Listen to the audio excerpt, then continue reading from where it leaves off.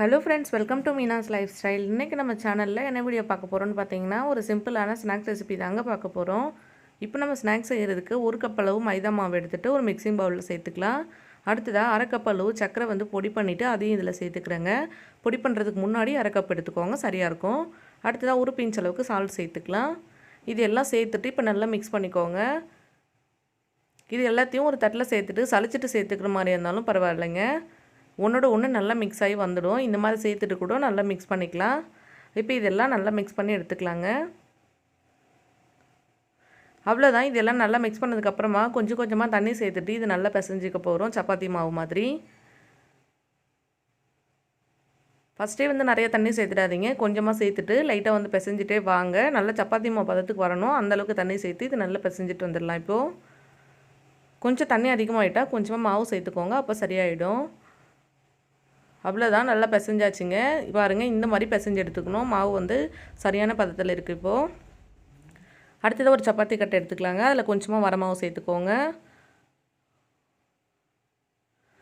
இது ஃபுல்லாக வரமாவு தேய்ச்சிட்டு அதுக்கப்புறமா நம்ம எடுத்து வச்சுருக்க மாவு இருக்குல்ல, அது இது மேலே வச்சுட்டு நல்லா உருட்டிக்க வேண்டியது தான். இப்போ நம்ம பாருங்கள், இந்த மாதிரி ஒரு தடவை நல்லா பிசைஞ்சு எடுத்துக்கலாம். இப்போ நான் நல்லா சாஃப்டாக வரும்.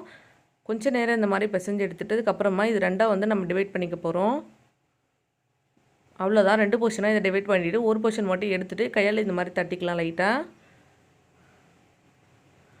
இப்போ தட்டினதுக்கப்புறமா ஒரு சப்பாத்தி கட்டை வச்சு இது நல்லா உருட்டிக்க போகிறோம். கொஞ்சம் கொஞ்சமாக வரமாவு சேர்த்துட்டு நல்லா உருட்டிக்கோங்க.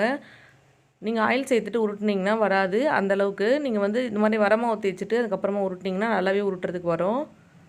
சேர்த்துட்டு இது நல்லா மெலிசாக உருட்டி எடுத்துக்கலாம். ரொம்ப மெலிசாக உருட்டணும்னு இல்லை, கொஞ்சம் திக்காக இருக்க மாதிரி தாங்க உருட்டணும். ரொம்ப தின்னாக இருக்கக்கூடாது. பாருங்கள், கொஞ்சம் கொஞ்சமாக மாவு சேர்த்துட்டு இந்த மாதிரி நான் உருட்டி எடுத்துக்க போகிறேன். இப்போது இந்த ஸ்நாக்ஸ் பார்த்தீங்கன்னா ரொம்பவே சூப்பராக இருக்கும். கண்டிப்பாக நீங்களும் ஒரு தடவை செஞ்சு ட்ரை பண்ணி பாருங்கள். பாருங்கள், இந்தளவுக்கு திக்காக இருக்கணும். இந்தளவு உருட்டி எடுத்துக்கலாங்க. இப்போ அடுத்ததாக இதை கட் பண்ண போகிறோம். நம்ம ஒரு கத்தி வச்சுட்டு இதை நம்ம கட் பண்ணி எடுத்துக்கலாம்.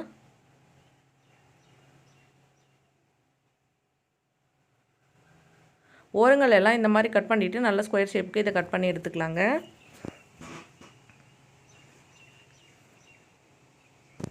இப்போ இந்த ஓரங்கள் எல்லாம் வேஸ்ட் பண்ண தேவையில்லை. இதை மறுபடியும் உருண்டை பிடிச்சிட்டு இதே மாதிரி ஸ்கொயர் ஷேப் பண்ணிக்கலாம். அப்படி இல்லைனா இதை அப்படியே கூட நம்ம யூஸ் பண்ணிக்கலாம். பாருங்கள், இந்த மாதிரி நான் சரியாக கட் பண்ணிவிட்டு இதை எடுத்துக்க போகிறேன்.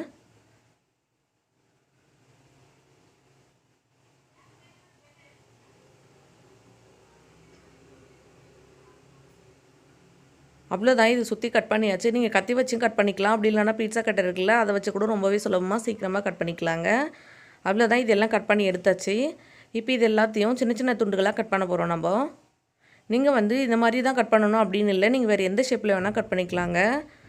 நீங்கள் ரவுண்ட் ஷேப்பில் கட் பண்ணிக்கலாம், அப்படி இல்லைனா சின்ன சின்னதாக ஸ்டார் மாதிரி கட் பண்ணிக்கலாம். எப்படி வேணால் கட் பண்ணிக்கலாம், உங்கள் விருப்பத்தை பொறுத்தது.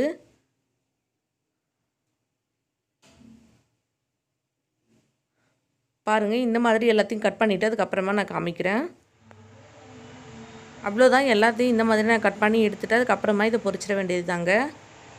அவ்வளோதான், இப்போ எல்லாம் கட் பண்ணி ரெடியாக இருக்குது. அடுத்ததாக ஒரு பேனில் கொஞ்சமாக ஆயில் நல்லா ஹீட் பண்ணிக்கலாம், பொரிச்சு எடுக்கிற அளவுக்கு. இது நல்லா சூடாகி வரட்டுங்க. ஆயில் நல்லா சூடானதுக்கப்புறமா நம்ம கட் பண்ணி வச்சுருக்க எல்லாத்தையும் இதில் சேர்த்துட்டு பொரிச்சிட வேண்டியது தான். ஒரே டைம் நிறைய சேர்க்காதீங்க. ஒரு டைமில் 5 இல்லை 6 அந்த மாதிரி சேர்த்துட்டு பொரிச்சுக்கோங்க. நிறைய ஒரே டைமில் சேர்த்திங்க அப்படின்னா நல்லா க்ரன்ச்சியாக வராதுங்க, நல்லா சாஃப்ட் ஆகிடும். அதனால் கொஞ்சமாக சேர்த்துட்டு பொரிச்சிக்கலாம். நீங்கள் எந்தளவுக்கு எண்ணெய் சேர்த்துருக்கீங்களோ அதுக்கு தகுந்த மாதிரி சேர்த்துக்கலாங்க. இப்போ இதில் நான் ஒரு 6 7 அந்தளவுக்கு தான் சேர்க்க போகிறேன். பாருங்கள், ஒன்று ஒன்றா இந்த மாதிரி எடுத்துகிட்டு சேர்த்துக்கோங்க. ஆயில் பாருங்கள், ரொம்ப சூடாக இல்லை, கொஞ்சம் சூடு குறைவாக தான் இருக்குது. இப்போ இது ஒரு சைடு நல்லா பொரிஞ்சு வந்ததுக்கப்புறமா இன்னொரு சைடும் திருப்பி விட்டுடலாங்க. இது ரொம்பவே சூப்பராக இருக்கும், க்ரன்ச்சியாகவும் இருக்கும், டேஸ்ட் ரொம்ப சூப்பராக இருக்கும். கண்டிப்பாக நீங்களும் செஞ்சு ட்ரை பண்ணி பாருங்கள். அவ்வளோதான், ஒரு சைடு நல்லா பொரிஞ்சிருச்சு. இப்போ இன்னொரு சைடு நான் திருப்பி விட்டுற போகிறேன். இந்த மாதிரி 2 சைடு திருப்பி விட்டு நல்லா பொரிஞ்சு வந்ததுக்கப்புறமா இதை வெளியில் எடுத்துட வேண்டியது தான். நல்லா பார்க்குறதுக்கு சூப்பராக இருக்குங்க, நல்லா க்ரன்ச்சியாகவும் இருக்கும். குழந்தைங்களுக்கு ரொம்ப பிடிக்கும். கண்டிப்பாக நீங்களும் செஞ்சு ட்ரை பண்ணி